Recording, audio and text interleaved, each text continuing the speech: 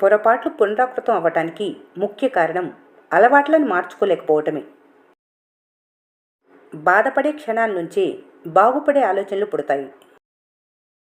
బాధ్యతలు మీరు తెలుసుకున్నప్పుడే ఆశయాలు సాధించుకోవాలనే పట్టుదల మీలో కనిపిస్తుంది. ఒక నిజాన్ని దాచేవారి కంటే అబద్ధం చెప్పేవారే ఎక్కువ బరువు మోస్తారు. తలపై దింపేది బరువు అనిపిస్తే కిందకు దించేయచ్చు, కానీ మనసులో ఏదైనా మోస్తున్నప్పుడు భరించటం తప్ప మరో మార్గం లేదు. జాలి గుణం కలవారికి కష్టాలు ఎక్కువ, కఠిన గుణం కలవారికి సుఖాలు ఎక్కువ. నీ మాట నువ్వే విననప్పుడు వేరే వాళ్ళు ఎందుకు వింటారు? తప్పును వేలెత్తి చూపితే రావాల్సింది కోపం కాదు, ఎక్కడ తప్పు జరిగిందనే ఆలోచన కలగాలి. దాన్ని సరిదిద్దుకోవాలనే తపన మనసులోకి రావాలి. ఎవరి జీవితం వాళ్ళకి గొప్ప, ఎందుకంటే ఎవరి కష్టం వాళ్ళకే తెలుసు కాబట్టి. మనిషికి బాల్యంలో మంచి శిక్షణ, యవ్వనంలో క్రమశిక్షణ ఎంత అవసరమో వృద్ధాప్యంలో రక్షణ అంతే అవసరం. కష్టం సంతోషం వచ్చినా మొదట గుర్తొచ్చేది తోడబుట్టిన వాళ్ళే. ఆస్తుల కోసం, డబ్బు కోసం బంధాలను దూరం చేసుకోవద్దు. చుట్టూ ఎవరున్నా తోడబుట్టిన వాళ్ళకి సాటిరారని మర్చిపోవద్దు. మనిషికి డబ్బు ఇచ్చే ధైర్యం కంటే మనిషికి మనిషి ఇచ్చే నమ్మకం చాలా గొప్పది. గెలుపుకు దగ్గరవుతున్న ప్రతి అడుగులో ఒక కుక్క ఉంటుంది.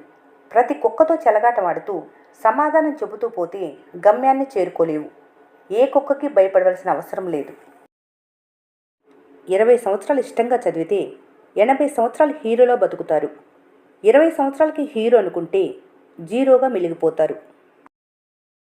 ఒక మనిషి చనిపోతే అందరికీ తెలుస్తుంది, కానీ మనసు చనిపోతే మాత్రం ఆ బాధ మోసేవారికి తప్ప ఎవరికీ తెలియదు.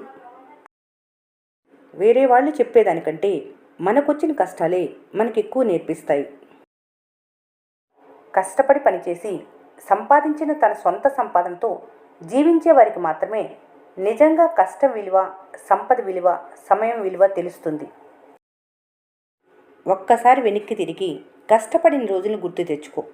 రోజు ఏదో ఒక పాఠాన్ని నేర్పిస్తూనే ఉంటాయని తెలుస్తుంది.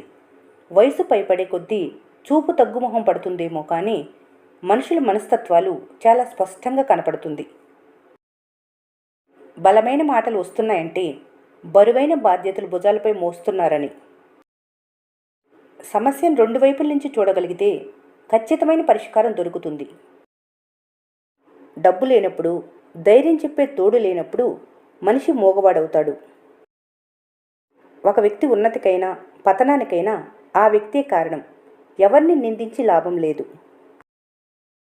నటంతో కూడిన సమాజంలో నమ్మకం అనే మాటకు అర్థం వెతికినా వ్యర్థం. ఈ వీడియో మీకు నచ్చినట్లయితే మన స్నేహ ఛానల్ని లైక్ చేయండి, సబ్స్క్రైబ్ చేసుకోవడం మర్చిపోకండి. Thanks for watching.